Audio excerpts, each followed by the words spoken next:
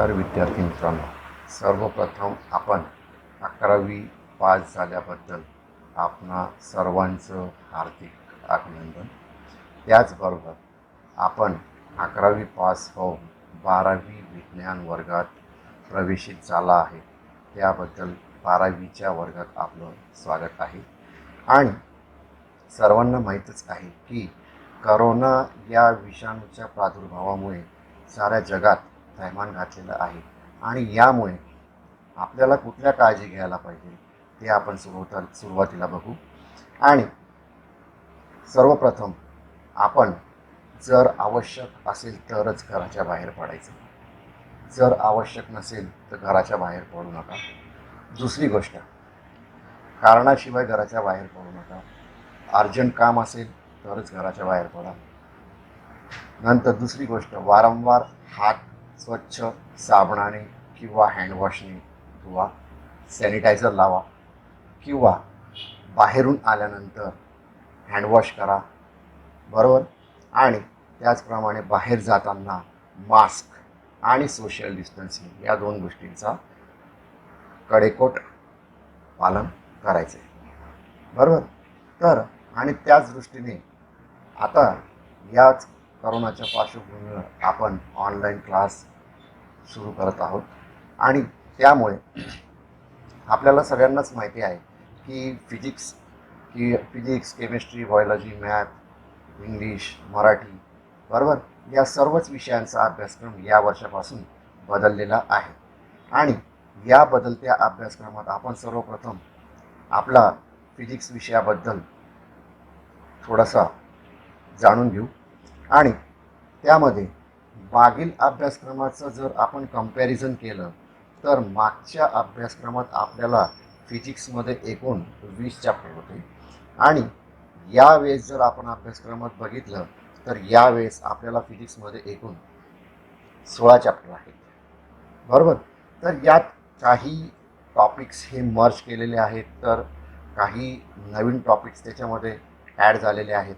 असे आपल्याला या वर्षी 12वीला नवीन अभ्यासक्रमानुसार एकूण 16 चॅप्टर्सचा स्टडी करायचा आहे. पहिलं चॅप्टर आहे रोटेशनल डायनॅमिक्स, दुसरं चॅप्टर आहे मेकॅनिकल प्रॉपर्टीज ऑफ फ्लुइड, तिसरं चॅप्टर आहे kinetic theory of gases and radiation, चौथं चॅप्टर आहे थर्मोडायनॅमिक्स, पाचवं चॅप्टर आहे ऑसिलेशन, सहावं चॅप्टर आहे सुपरपोजिशन्स ऑफ वेव्ह, नंतर सातवं चॅप्टर आहे वेव्ह ऑप्टिक्स, आठवं चॅप्टर आहे इलेक्ट्रोस्टॅटिक्स, नववं चॅप्टर आहे करंट इलेक्ट्रिसिटी, दहावं चॅप्टर आहे magnetic field due to electric current, नंतर 11वं चॅप्टर आहे मॅग्नेटिक मटेरियल, 12वं चॅप्टर आहे इलेक्ट्रोमॅग्नेटिक इंडक्शन, 13वं चॅप्टर आहे AC सर्किट, 14वं चॅप्टर आहे dual nature of radiations and matter आणि 15वं चॅप्टर आहे structure of atoms and nuclei, 16वं चॅप्टर आहे सेमीकंडक्टर डिव्हाइस.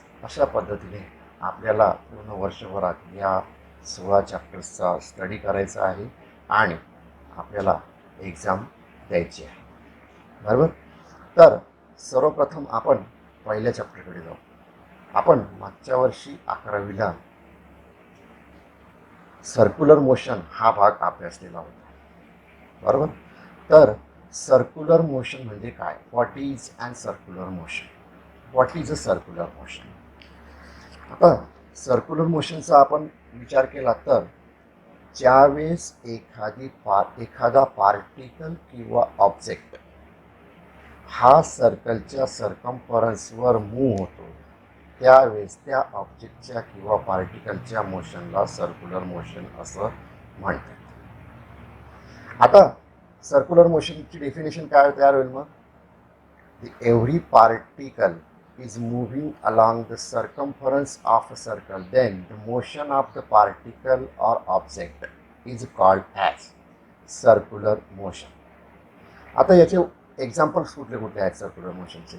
तर पहिलं एक्झाम्पल आहे the motion of moon around the earth. Motion of moon around the earth in particular orbit.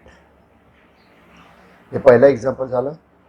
म्हणजेच काय की चंद्राची जी मोशन आहे ती अराउंड द अर्थ एका विशिष्ट ऑर्बिटमध्ये आहे, ते ऑर्बिट सर्क्युलर आहे, त्याच्यामुळे आपण त्याला काय म्हणतो, त्याच्या मोशनला आपण काय म्हणणार, सर्क्युलर मोशन. दुसरं उदाहरण आहे motion of cyclist on circular track. सायक्लिस्टचं मोशन कुठे, सर्क्युलर ट्रॅक, बरोबर. तर त्या मोशनला सुद्धा आपण कुठलं मोशन म्हणणार, सर्क्युलर मोशन. त्या मोशनला सुद्धा आपण कुठलं मोशन म्हणणार, सर्क्युलर मोशन. तिसरं उदाहरण आहे motion of every planet about its own orbit around the sun. It is also an example of circular motion. तसंच दुसरा प्रश्न असा आहे जो मागच्या वर्षी आपण अभ्यासलेलाच आहे, मागच्या वर्षी तो कन्सेप्ट आपण स्टडी केलेलाच होता. What is the concept of centre of मास. हे आपण थोडं रिव्हिजन बघणार आहोत आणि त्याच्यामध्ये आपल्याला काही गोष्टी या चॅप्टर शिकायला लागणार आहेत. त्या गोष्टींचं आपण पहिले एक रिव्हिजन करून घेऊ. What is the concept of centre of mass. तर दुसरा प्रश्न आपण बघणार आहोत, what is the centre of mass. आपण पीपीटीमध्ये बघतच आहात, what is the centre of mass. पीपीटीमध्ये मी दाखवलेलंच आहे की सेंटर ऑफ मास म्हणजे काय. It is define as the point about which entire mass of the system is equally distributed. Centre of mass म्हणजे काय, the point about which the entire mass of the system is distributed. It is called as a center of mass. नंतर पुढचा प्रश्न असा आहे की what is kinematical equations. What are kinematical equations. आता kinematical equation म्हणजे काय, तर गतिविषयक समीकरणे. तर गतिविषयक समीकरणे एकूण 3 आहेत. पहिलं गतिविषयक समीकरण आहे v is equal to u plus a t. याच्यामध्ये व्ही ही इनिशियल वेलॉसिटी आहे, व्ही ही फायनल वेलॉसिटी आहे, यू ही इनिशियल वेलॉसिटी आहे, ए हे ॲक्सिलरेशन आहे, तर टी हा टाईम पिरियड आहे.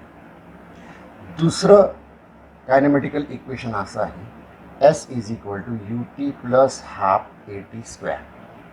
आपल्याला पीपीटीमध्ये दाखवलेलंच आहे, s is equal to u t plus half a t square. यामध्ये एस म्हणजे काय आहे, तर लिनियर डिस्प्लेसमेंट. एस म्हणजे काय आहे, लिनियर डिस्प्लेसमेंट. तिसरं इक्वेशन आहे v square is equal to u square plus twice a s. आता या 3 इक्वेशनचा जर आपण विचार केला तर हे तिघी इक्वेशन एकमेकाशी रिलेटेड आहेत. हे तिघी इक्वेशन एकमेकाशी काय आहेत, रिलेटेड आहेत, त्याच्यामध्ये को रिलेशन आहे.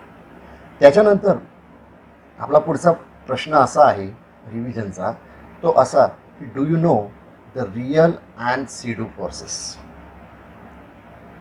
And their origin and applications.